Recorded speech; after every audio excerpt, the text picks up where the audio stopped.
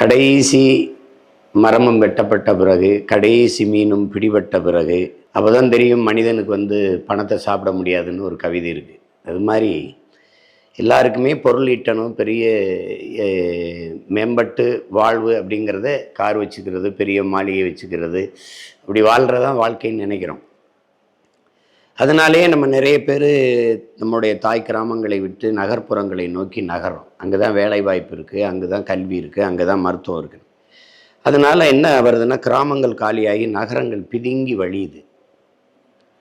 இங்கே இருக்கிற நிர்வாக முறை என்னென்னா, ஸ்மார்ட் சிட்டி இருக்குது, ஸ்மார்ட் வில்லேஜ் கிடையாது. அப்போ கிராமங்கள் காலியாகிறதுனால நகர்ப்புறங்கள் இருக்கிற மக்களுக்கு தேவையான உணவுப் பொருள்கள் கிராமங்கள் இருந்தால் வரணும். பால், முட்டை, அரிசி, பருப்பு, நெய் எல்லாம். அப்போ கிராமங்கள் காலியாகும்போது அது பெரிய பற்றாக்குறையை சந்தித்து மிகப்பெரிய உணவு பஞ்சத்தை சந்திக்கும். அதை வலியுறுத்துவதற்கு அவரவர் வாழ்விடம். மரம் எவ்வளவு உயரமாக வளர்ந்தாலும் வேருக்கு நன்றி செலுத்துவதற்காக அதை என்ன செய்யும்? பூக்களை அதன் வேரில் கொட்டி அதுக்கு நன்றி செலுத்தும்.